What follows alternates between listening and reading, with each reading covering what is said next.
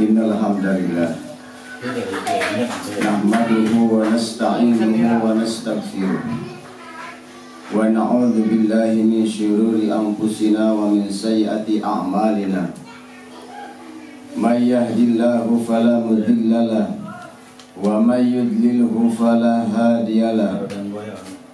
Asyhadu an la ilaha illallah wahdahu la syarika lahu wa asyhadu anna Muhammadan abduhu wa rasuluhu alladzi la nabiyya ba'da.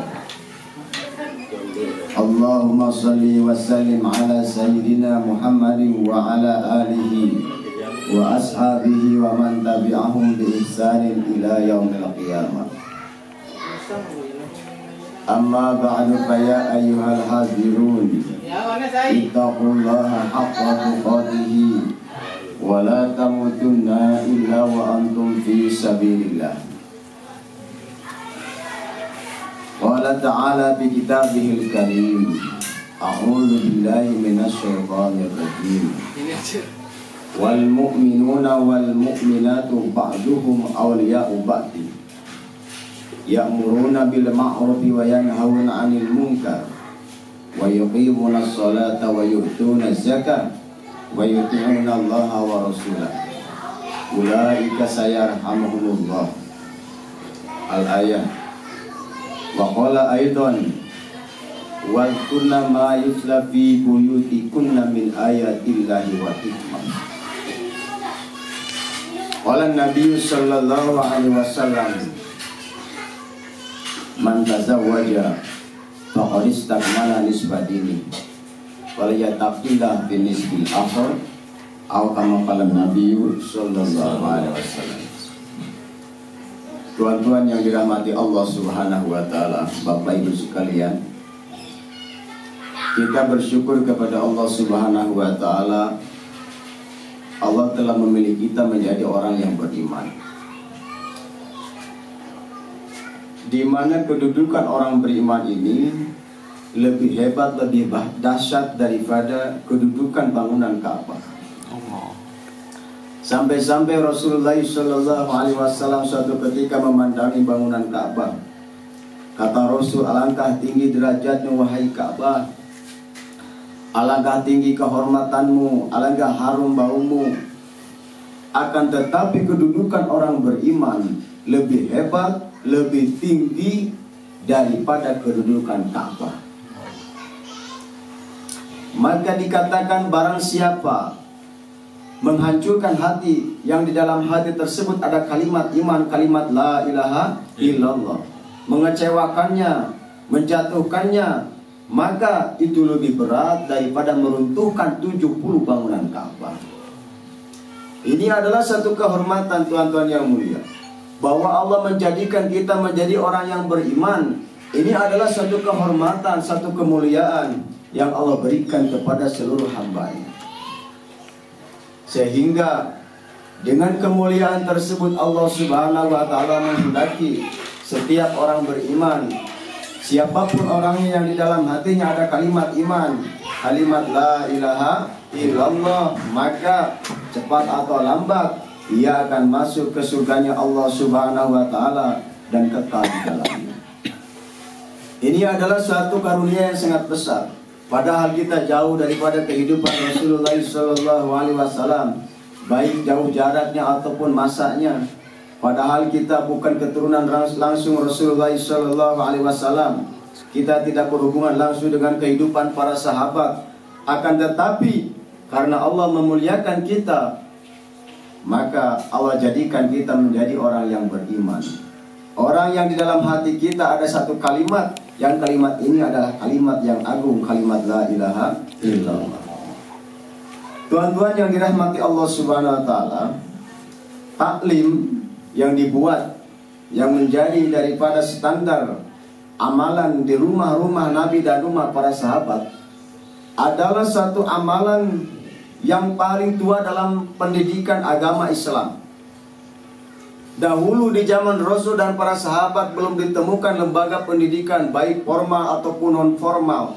Akan tetapi lahir daripada kehidupan para sahabat, anak-anak mereka menjadi para ulama. Anak-anak mereka menjadi hafid-hafid Al-Quran.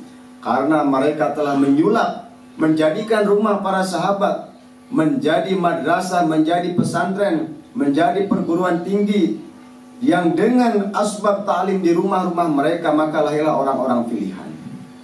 Allah SWT memberikan satu kabar kepada kita di surat Al-Ahzab. A'udzubillahi minasyaitonirrajim. Wadhkurna ma yutla fi buyutikunna min ayatillahi wal hikmah. Allah SWT mengingatkan istri-istri Nabi agar Nabi mengingatkan kepada istrinya.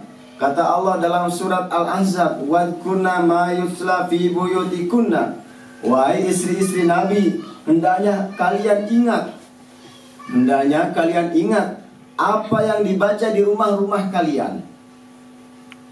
Wahai istri-istri Nabi, Nabi mengajarkan dan mengingatkan kepada istrinya, wahai istri-istriku, hendaknya kalian ingat apa yang dibaca di rumah-rumah kalian min ayatillahi wal hikmah, daripada ayat-ayat Al-Quran dan hadis-hadis Rasulullah sallallahu alaihi wasallam. Jadi taklim, amalan taklim, kegiatan belajar mengajar di rumah adalah kegiatan yang dibuat oleh Rasulullah sallallahu alaihi wasallam dan para sahabat. Rasul dan istrinya, para sahabat di rumah-rumah mereka.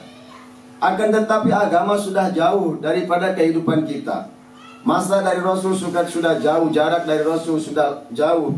Maka menghidupkan amal taklim di rumah-rumah kita menjadi sesuatu yang asing. Hari ini seolah-olah adalah perkara baru kalau umat Islam, umat yang beriman menghidupkan daripada taklim di rumah-rumah mereka. Padahal taklim di rumah adalah amalan yang telah dicontohkan oleh Rasulullah sallallahu alaihi wasallam. Dulu kita sering mendengar tentang kisah masuk Islamnya Sayyidina Umar radhiyallahu an. Ketika beliau diputus oleh suatu kaum kabilahnya, bahwa Sayyidina Umar waktu itu ketika masih musyrik, maka Sayyidina Umar adalah orang yang layak, yang mampu, yang cocok untuk membunuh Rasulullah sallallahu alaihi wasallam. Maka Sayyidina Umar mengangkat pedangnya, saya akan bunuh Rasulullah. Akhirnya beliau berjalan menuju rumah daripada Arqam, yaitu rumah Arqam ini, Darul Arqam ini adalah tempat berkumpulnya Rasul dan para sahabat waktu itu. Maka bertemulah Sayyidina Umar di jalan dengan seorang sahabat namanya Sa'ad bin Abi Waqqas. Sa'ad bin Abi Waqqas waktu itu sudah beriman, akan tetapi menyembunyikan daripada keimanannya. Maka kata Sa'ad bin Abi Waqqas, wahai Umar, mau kemana engkau? Maka kata Sayyidina Umar, aku akan membunuh Rasulullah sallallahu alaihi wasallam, karena dia yang telah memecah belah umat, dia telah menghina daripada agama nenek moyang kita. Maka solusinya adalah Sayyidina Umar dibunuh. Akhirnya Sa'ad bin Abi Waqqas, singkat cerita, untuk mengalihkan daripada perhatian kemarahan daripada Sayyidina Umar, maka Sa'ad bin Abi Waqqas mengalihkan perhatiannya dengan kalimat, wahai Umar, daripada engkau mengurus Muhammad yang nanti akan membuat kamu repot, mending urus adikmu, karena kabarnya adikmu dan suaminya telah masuk Islam. Akhirnya Umar bin Khattab balik arah untuk menuju rumah adiknya. Ketika ia hampir masuk atau mendekati pintu rumah daripada rumah adiknya, maka didapati di dalam rumah ini sedang dibacakan ayat-ayat Al-Quran, yang waktu itu dibaca surat Toha ayat 1 sampai ayat 20. Dibaca oleh seorang sahabat namanya Sayyidina Khabbab. Maka ketika masuk, Sayyidina Umar begitu marahnya, akhirnya adiknya dipukul, adik iparnya dipukul sampai berdarah-darah. Setelah reda kemarahannya, maka Sayyidina Umar tertarik dengan satu tulisan yang ternyata tulisan Al-Quran yang dibacakan tadi, surat Toha ayat 1 sampai 20. Maka kata Sayyidina Umar, apakah tulisan ini yang dibaca tadi? Maka kata adiknya, iya, itu adalah ayat yang diturunkan daripada Allah Subhanahu wa taala kepada Rasulullah sallallahu alaihi wasallam. Akhirnya Sayyidina Umar tertarik, mari saya ambil, saya akan baca. Kata adiknya, jangan, ini adalah perkara suci, sedangkan engkau orang yang tidak suci. Akhirnya Sayyidina Umar mandi dan membaca ayat tersebut. Maka tuan-tuan yang mulia, setelah membaca daripada ayat tersebut, Sayyidina Umar terketuk hatinya. Maka hidayah Allah turun ke rumah daripada rumah yang ada dibaca Al-Quran. Maka akhirnya Sayyidina Umar tanpa ada orang yang mengajak, tanpa ada orang yang secara langsung mengajak kepada Islam, maka Sayyidina Umar masuk Islam. Asbab di rumah adiknya ada taklim. Hari ini kita, kalau kita di rumah kita orang beriman, dalam hati kita ada kalimat, suami kita ada kalimat, istri kita, anak-anak kita, keluarga kita sudah menjadi orang beriman. Jika talim dibuat di rumah-rumah kita, maka adalah suatu kepastian setiap penghuni rumah akan dapat hidayah dan dikekalkan hidayah oleh Allah Subhanahu wa ta'ala. Ini adalah sesuatu yang telah menjadi perkara yang umum, bahwa ketika talim dibuat di rumah-rumah kita, talim yang menjadikan asbab daripada turunnya hidayah kepada Sayyidina Umar radhiyallahu anhu, maka dengan asbab talim jika dibuat di rumah kita, insya Allah seluruh penghuni rumah kita akan menjadi orang-orang yang dapat hidayah daripada Allah Subhanahu wa ta'ala. Maka maksud daripada tujuan talim di rumah adalah bagaimana agama masuk ke rumah kita. Amal agama masuk ke kamar, amal agama masuk ke ruang tamu, amal agama masuk ke ruang keluarga, amalan agama masuk ke dapur, amalan agama masuk ke tempat toilet, ke WC. Semua daripada bagian di rumah kita, amal agama masuk dengan cara wanita-wanita terlibat dalam kerja agama.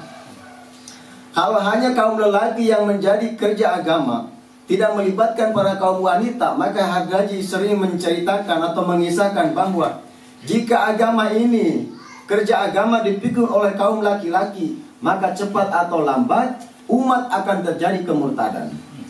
Agama hanya sampai kepada pintu rumah, masjid makmur, sekolah ramai, madrasah ramai, di mana-mana suasana agama hidup. Akan tetapi jika tidak masuk ke dalam rumah, maka cepat atau lambat orang-orang yang lahir dari rumah tersebut akan jauh daripada agama. Maka maksud daripada bagaimana melibatkan istri kita, ibu-ibu dalam kerja agama adalah agama agar wujud dalam kehidupan kita yang berhubungan dengan rumah kita. Kenapa agama harus dilibatkan dengan wanita? Karena maksud setiap pernikahan adalah untuk saling menguatkan satu sama lain antara suami dan istri. Allah Subhanahu wa ta'ala jelaskan dalam surat At-Taubah, A'udzu billahi minasyaitonir rajim, wal mu'minuna wal mu'minatu ba'duhum awliya'u ba'din. Mukmin laki-laki dan mukmin perempuan satu sama lain adalah untuk sebagai pelindung, sebagai penolong, sebagai penguat dalam hal ya'muruna bil ma'ruf yanhauna 'anil munkar. Maksud pertama kali disyariatkan daripada pernikahan adalah untuk supaya setiap suami dan istri saling mengingatkan, saling melindungi, saling menolong dalam hal amar ma'ruf nahi munkar.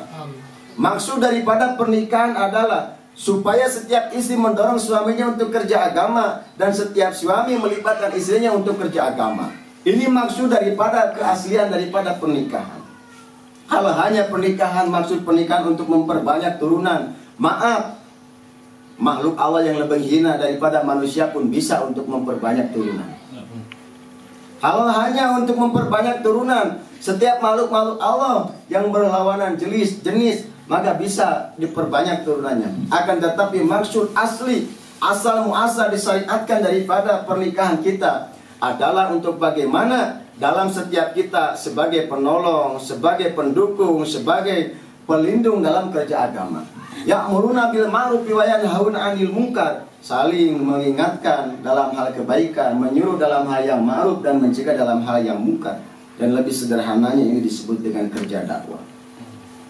Tuan-tuan yang dirahmati Allah Subhanahu wa ta'ala, kita memiliki sepasang suami, ibu-ibu memiliki suami, dan suami memiliki istri. Itu adalah nikmat yang besar. Rasulullah SAW pernah menyampaikan di hadapan para sahabat bahwa man tazawwaja faqad istakmala nisfa dini. Barang siapa menikah, siapapun orang yang menikah, orang yang beriman menikah, baik laki-laki ataupun perempuan, faqad istakmala nisfa dini, maka dia telah menyempurnakan setengah agama. Kehadiran istri kita adalah menyempurnakan setengah agama kita. Kehadiran suami dan ibu-ibu adalah untuk menyempurnakan setengah agama istrinya. Maka kehadiran pasangan kita adalah nikmat yang besar. Dengan kehadirannya suami kita, dengan kehadirannya istri kita, Allah Subhanahu wa taala menghendaki setengah agama telah disempurnakan, falyataqillaha fin nisfil akhir, maka sempurnakanlah setengah lagi dengan bertakwa kepada Allah Subhanahu wa taala. Maka tuan-tuan yang dirahmati Allah Subhanahu wa taala, jadi maksud daripada pernikahan kita, tujuan daripada pernikahan kita adalah bagaimana satu sama lain saling mengingatkan, saling mendukung, saling menggerakkan dalam kerja agama, yaitu amar ma'ruf nahi mungkar. Kenapa? Karena setiap agama yang pekerja agamanya melibatkan para wanita, setiap nabi yang didukung oleh setiap wanita, maka kerja agama berhasil. Dan setiap nabi yang tidak didukung oleh istri-istrinya, maka kerja agama jadi terhambat. Kita sering mendengar tentang kisah orang-orang para nabi yang telah berhasil dalam kerja agama, yang banyak umatnya. Misalnya Rasulullah SAW didukung dengan istrinya, Nabi Ibrahim didukung oleh istrinya, Nabi Musa didukung oleh istrinya, maka umatnya banyak. Akan tetapi Nabi Nuh, Nabi Lut, karena di antara mereka ada istri-istri mereka yang tidak mendukungnya, yang tidak searah dengan perjalanan suaminya, maka umatnya tidak banyak. Bahkan hanya ada nabi yang mempunyai umatnya hanya anak-anaknya sendiri. Maka tuan-tuan yang dirahmati Allah, kenapa wanita harus dilibatkan? Kenapa ibu-ibu penting dilibatkan dalam kerja agama? Dengan cara menghidupkan taklim dan seterusnya. Dengan cara menghidupkan taklim dan ada sewaktu-waktu kita keluar jalan Allah Subhanahu wa taala. Karena dalam diri setiap wanita memiliki satu kelebihan. Di antara kelebihan wanita adalah wanita mampu pintar merayu dan gampang dirayu. Sifat wanita ini adalah mudah dirayu dan mudah merayu. Dan setiap anggota keluarga lebih dekat kepada ibu, kepada wanita. Anak lebih dekat kepada ibu daripada kepada bapaknya. Saudara-saudara lebih dekat kepada saudara perempuan daripada kepada saudara laki-lakinya. Suami lebih dekat kepada istri daripada kepada yang lainnya. Maka jika wanita terlibat dalam kerja mulia, maka mudah menularkan perkara-perkara mulia. Jika ibu hari ini terlibat dalam kerja agama, ia gunakan potensi yang ada, yang diberikan oleh Allah Subhanahu wa taala, yaitu bisa merayu. Jika digunakan untuk perkara agama, maka agama akan cepat tersebar. Akan tetapi hari ini orang-orang ahli dunia telah memakai daripada potensi yang ada di kaum ibu-ibu. Kalau kita melihat daripada orang-orang karyawan di satu pabrik misalnya, hampir 90% karyawan itu didominasi oleh kaum hawa, kaum ibu-ibu. Kenapa mereka menggunakan para wanita? Karena ahli dunia memahami bahwa potensi wanita lebih hebat daripada laki-laki. Dalam kalangan politik misalnya, 30% sekarang harus dari kalangan wanita, karena wanita lebih amanah daripada laki-laki. Dalam hal pekerjaan-pekerjaan pelayanan, maka ada yang menjaga toko di kantor, di perbankan, bahkan sampai pom bensin pun sekarang banyak wanita dilibatkan. Kenapa sekarang wanita dilibatkan dalam kerja dunia? Karena ahli dunia memahami potensi yang ada di kaum wanita. Akan tetapi kita melupakan potensi yang ada itu untuk digunakan di jalan Allah Subhanahu wa taala.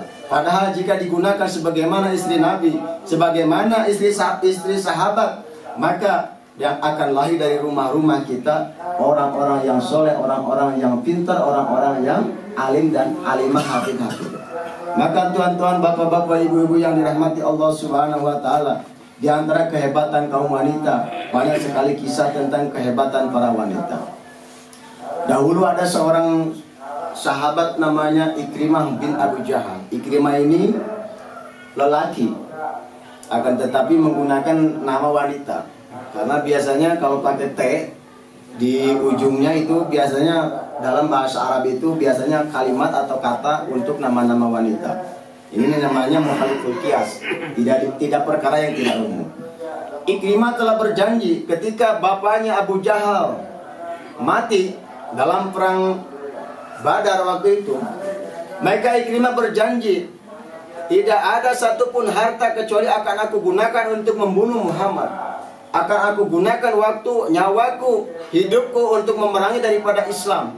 Maka ia berjanji tidak akan beriman. Suatu ketika Rasulullah SAW datang ketika Futuh Mekah, pembebasan kota Mekah. Maka Ikrimah lari. Dia didakwahi oleh Nabi, tidak mau. Diajak iman oleh para sahabat, tidak mau. Maka Ikrimah lari, sampailah ke satu pelabuhan. Dia naik kepada kapal. Maka di dalam kapal ada orang lagi yang dakwah. Maka kata orang tua di dalam kapal, wahai anak muda, sucikanlah dirimu, yaitu dengan iman kepada Allah dan kepada Rasulnya. Maka akhirnya Ikrimah sudah dikepung dengan usaha agama, usaha dakwah. Tapi Ikrimah tidak mau masuk Islam. Dia buat satu keputusan, saya tidak akan mau masuk Islam.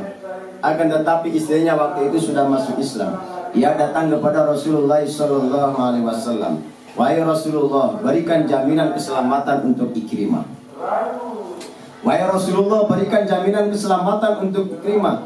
Maka kata Rasul, atas nama kamu, karena kamu orang beriman, maka Ikrimah dijamin keselamatannya. Akhirnya istrinya menyusul daripada suaminya yang hendak naik ke kapal yang akan berangkat waktu itu. Maka diberi tanda dengan kain kerudungnya waktu itu bahwa istrinya menunggu di bawah. Akhirnya Ikrimah turun dari kapalnya. Kata istrinya, wahai suamiku, sesungguhnya engkau telah diberi jaminan keselamatan oleh Rasulullah SAW. Kamu tidak perlu lari kemana-mana. Kamu pulang ke Mekah, kamu dalam keadaan selamat. Saya yang telah memberi, yang telah meminta daripada jaminan keselamatan kepada Rasulullah SAW. Akhirnya Ikrimah dibujuk, dirayu oleh istrinya. Maka Ikrimah turun dari kapalnya, akhirnya pulang ke mana? Ke Mekah. Setelah di Mekah, ketika di jalan Ikrimah mau berhubungan dengan istrinya. Maka kata istrinya, wahai suamiku, sesungguhnya engkau masih musyrik. Nah ini adalah kehebatan wanita. Bisa merayu, wahai suamiku, sesungguhnya engkau dalam keadaan musyrik. Maka engkau tidak halal untukku. Kalau kamu mau berhubungan atau menunaikan hak dan kewajiban yang biasa dilakukan oleh suami istri, maka hendaknya kamu masuk Islam, kamu ucapkan 2 kalimat syahadat, maka kamu dapat berhubungan. Maka dibujuklah Ikrimah oleh istrinya. Akhirnya ia datang kepada Rasulullah SAW. Ia mengucapkan 1 kalimat, yaitu kalimat la ilaha illallah Muhammadur Rasulullah, tanpa peperangan. Ini adalah satu bukti ketika dakwah tidak bisa dibuat oleh setiap lelaki hebat pun. Ketika dakwah susah dibuat, susah ditembus oleh setiap lelaki hebat, maka kalangan wanita mampu menembusnya. Ini yang dimaksud dengan bagaimana kerja agama harus melibatkan daripada istri kita. Kalau di kampung kita sungguh-sungguh kerja agama, setiap lelaki kerja agama, kita habiskan untuk kerja ini, tapi tidak melibatkan kaum hawa, kaum ibu, istri-istri kita, maka kata Hadraji, ini akan terjadi pemurtadan di mana-mana. Karena lahir dari rumah-rumah kita suasana tidak ada suasana agama. Ada seorang sahabat namanya Ammar bin Jamuh. Beliau sudah kakek-kakek dalam keadaan pincang. Allah SWT turunkan satu ayat, lais alal a'ma harajun wala alal maridi harajun wala alal a'raji harajun. Tidak ada keberatan, tidak keluar jalan Allah SWT bagi orang yang pincang, orang yang sakit, dan orang yang buta. Akan tetapi Ammar bin Jamuh dibujuk, dirayu oleh istrinya, wahai suamiku, jangan-jangan engkau tidak ikut keluar jalan Allah karena kamu takut mati, kamu adalah orangnya pengecut, kamu ini dan itu, ini dan itu. Dibujuk-bujuk oleh istrinya, maka akhirnya Ammar bin Jamuh dalam keadaan pincang datang kepada Rasulullah, menghadap kepada Rasulullah, ya Rasulullah, izinkan aku untuk keluar jalan Allah Subhanahu wa ta'ala. Maka kata Rasulullah, Ammar bin Jamuh, sesungguhnya Allah telah menurunkan satu tertib bahwa orang yang pincang, orang yang sakit, dan orang yang buta ada rukhsah tidak keluar jalan Allah SWT. Tapi terus ia mendesaknya karena dibujuk, dirayu oleh istrinya, didorong oleh istrinya. Maka Ammar bin Jamuh, Rasulullah SAW mengizinkan untuk berangkat waktu itu. Dan doa daripada Ammar bin Jamuh adalah, la taruddani ila ahli. Ya Allah, jangan engkau kembalikan aku ke keluargaku. Wafatkan aku ketika aku keluar di jalan Allah Subhanahu wa ta'ala. Maka ketika terjadi perang Uhud, Allah SWT mengabulkan daripada doanya Ammar bin Jamuh. Beliau syahid di medan Uhud. Ketika mau dinaikkan ke atas unta, maka untanya tidak mau balik. Untanya tidak mau jalan, maka kata Nabi, kuburkan di tempat itu dan tanyakan kepada keluarganya apa doanya. Ternyata setelah ditanyakan kepada istrinya, kepada keluarganya, ia berdoa, ya Allah jangan kembalikan aku ke keluargaku. Ini adalah orang yang sakit, orang yang sudah tua. Ketika dibujuk, dirayu untuk satu kerja yang besar, kerja agama, maka seorang yang tua, orang yang pincang, ia bergerak dengan kekuatan dorongan isi ia keluarga Allah Subhanahu wa Ta'ala. Bagaimana tuan-tuan yang hari ini bukan sekelas Ikrimah, kita bukan orang yang musyrik, kita tidak menyimpan kedendaman kepada agama dan kepada Rasul, kita orang yang sehat, bukan Ammar bin Jamuh. Kalau istri kita selalu mendorong bahwa, wahai suamiku, wahai kakak, wahai abang, sesungguhnya sholat berjamaah ini beginilah pahalanya, sesungguhnya tahajud ini beginilah, sesungguhnya sholat duha ini begini-begini. Kalau kita didukung, senantiasa diingatkan oleh istri, maka suami cepat daripada perbaikan.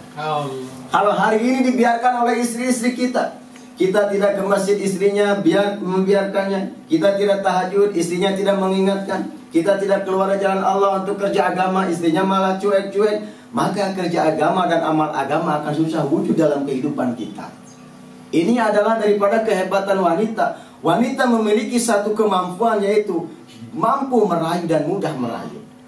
Dalam Al-Quran dikisahkan tentang orang yang paling besar pengingkarannya kepada Allah Subhanahu wa Ta'ala, yaitu namanya Fir'aun. Singkat cerita, Fir'aun memberikan satu keputusan bahwa setiap anak lelaki yang lahir tahun ini harus dibunuh. Karena menurut ramalan tukang ramal, penasihat di kerajaan Fir'aun, bahwa anak yang lahir tahun ini akan menghancurkan daripada kerajaan Fir'aun. Akhirnya semua anak dicari, semua dibunuh. Akan tetapi Allah SWT mengilhamkan kepada ibunya untuk menghanyutkan daripada Nabi Musa yang waktu itu masih bayinya ke dalam sungai Nil. Akhirnya ia terbawa hanyut. Ditemukanlah oleh salah satu keluarga Fir'aun, dibawalah ke kerajaan. Maka kata Fir'aun, kenapa anak lelaki ini tidak dibunuh? Padahal menurut ramalan, setiap anak lelaki yang hidup tahun ini akan menghancurkan daripada kerajaan kita. Sehebat-hebat Fir'aun, sekeras-keras Fir'aun dengan bujukan seorang wanita, maka istrinya namanya Siti Asia, ia membujuk suaminya, la taqtuluhu asa ayyan fa'ana au anna takhidahu walada. Jangan kau bunuh wahai suamiku, mudah-mudahan barangkali dia akan berguna untuk kita, atau kita jadikan dia anak angkat. Sekeras-kerasnya hati Fir'aun yang telah mengaku sebagai Rabb, sebagai Tuhan, dibujuk oleh seorang wanita, wahai suamiku jangan kau bunuh, wahai suamiku jangan kau bunuh, karena barangkali ini ada manfaatnya untuk kita, atau kita jadikan sebagai anak angkat. Maka akhirnya Musa kecil waktu itu selamat daripada pembunuhan. Ini kata para ulama, ini kehebatan daripada kata-kata seorang wanita.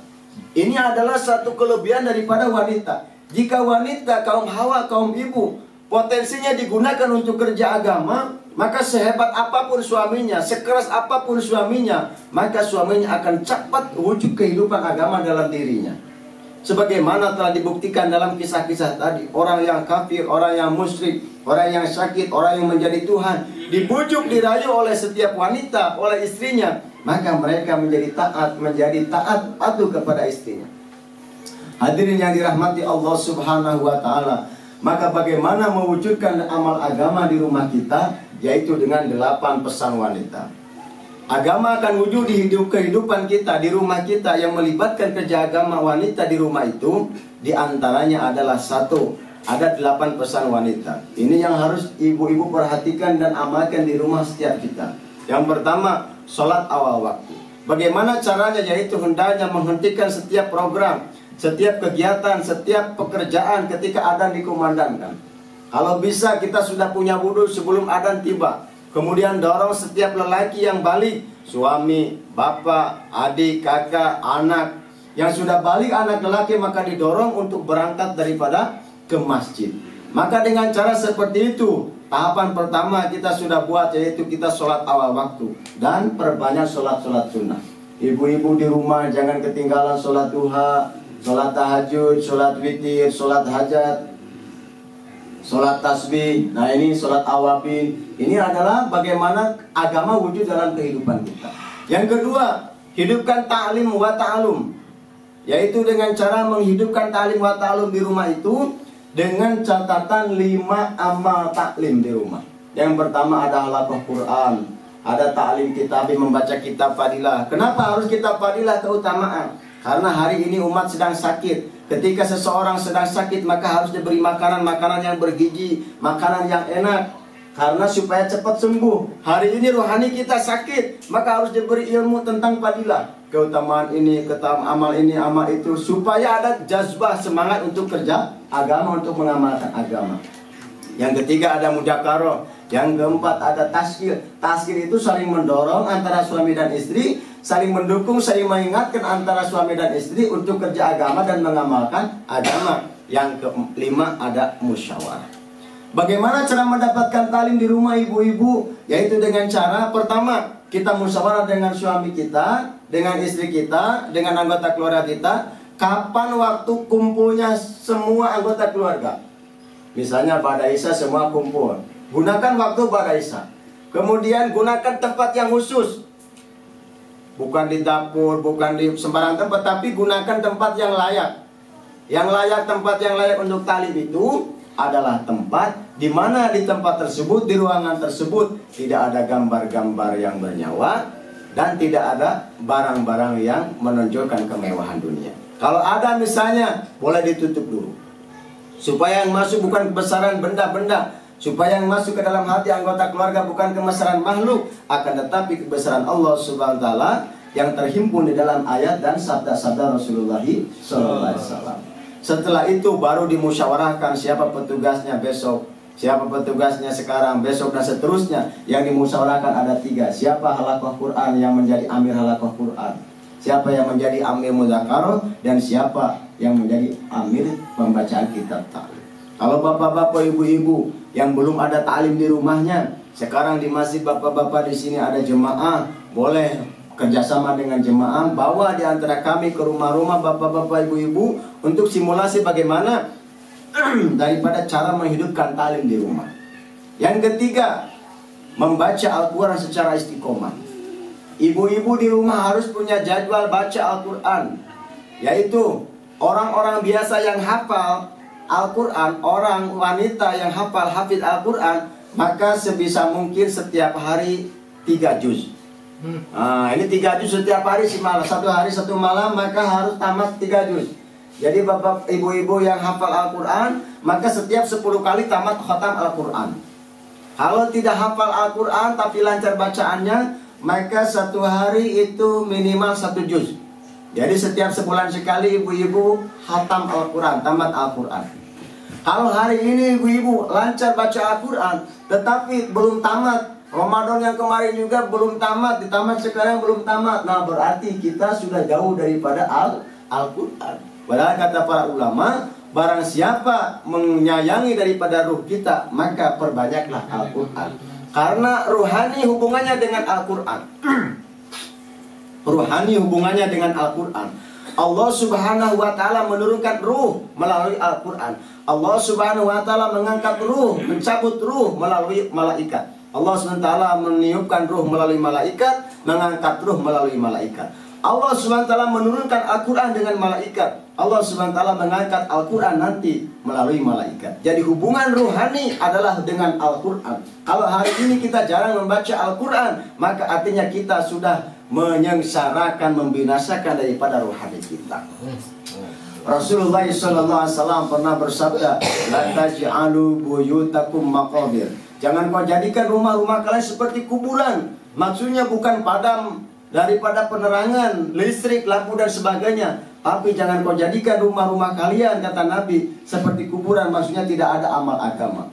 Bahkan keutamaan baca Al-Quran di rumah itu khususnya misalnya Al-Baqarah, barang siapa membaca Al-Baqarah, tidaklah seseorang membaca surat Al-Baqarah di rumahnya kecuali setan akan lari dari rumah tersebut. Jadi kalau kita sudah tidak nyaman, tidak betah, banyak ini, banyak itu di rumah, banyak masalah, maka rajin baca Quran, khususnya Al-Baqarah, maka setan keluar. 4. Menutup aurat secara sempurna. Sebagaimana kita pahami, kalau kita keluar untuk ke tempat terbuka atau misalnya ke tempat umum, maka ada aturan dalam fikih bagaimana menutup aurat sempurna, kecuali di dalam rumah. Itu beda lagi aturannya. Ini mungkin lebih paham nanti dimuzakarahkan dengan suami-suami kita. Yang kelima, hidup sederhana. Amal agama untuk masuk ke rumah kita adalah hidup sederhana. Maksud hidup sederhana adalah penggunaan segala uang, penggunaan pembelanjaan di rumah harus dari musyawarah. Nah, gunakan selalu harus dengan asal muasal dengan musyawarah. Untuk melanjakan ini musyawarah dulu, untuk perkara itu musyawarahkan dulu. Jangan sampai penggunaan harta, penggunaan uang, penggunaan apapun yang berhubungan dengan harta benda itu keluar daripada nafsu kita. Yang seterusnya untuk bagaimana agama wujud di rumah-rumah kita, yaitu melayani dan menghidmat daripada suami. Jadi ibu-ibu sudah memiliki suami, itu artinya kita sudah punya setengah agama. Maka pergunakan suami kita, khidmat suami kita dengan sebaik-baiknya. Para ulama memberikan satu catatan bahwa ada 12 cara menghidmat suami. Yang pertama, kalau suami sedang bicara maka istrinya diam. Yang kedua, kalau suaminya duduk di atas maka kita duduk agak bagian bawah sedikit. Ini menunjukkan satu ketawaduan daripada istri kepada suami. Kemudian kalau suami datang dan pergi maka disambut. Kalau datang dan ketika pergi dihantar sampai pintu minimal, atau sampai pintu gerbang, sampai pintu pagar. Kemudian ibu-ibu yang mulia, untuk memuliakan setiap suami kita, maka setiap malam jangan dulu tidur kecuali suami telah tidur. Nah, jadi setiap ibu-ibu itu tunggu dulu suaminya tidur, baru ibu tidur. Jangan sampai suaminya datang dari masjid, ibu-ibu sudah kembangnya. Jangan. Tapi suami tidur, baru ibunya tidur. Kemudian pijit-pijit sebelum tidur dan tanpa dipinta. Ini adalah cara memuliakan suami. Nah, jadi setiap malam ibu-ibu datang ke kamar ketika suami sudah posisi tidur, maka pijitlah tanpa dipinta oleh suami. Ini adalah satu memuliakan suami. Tanpa perlu dipinta, maka pijit-pijit dulu. Nah, kalau tidak mau itu lain lagi ceritanya. Tapi kalau memang pas, nah itu dilanjutkan. Nah, ini dipijit-pijit dulu. Kemudian ketika suami bangun, maka istri harus lebih dulu bangun. Jadi jangan sampai suami bangun istrinya masih tidur. Nah, maka ketika suami bangun, istrinya sudah bangun dan sudah disiapkan air hangat.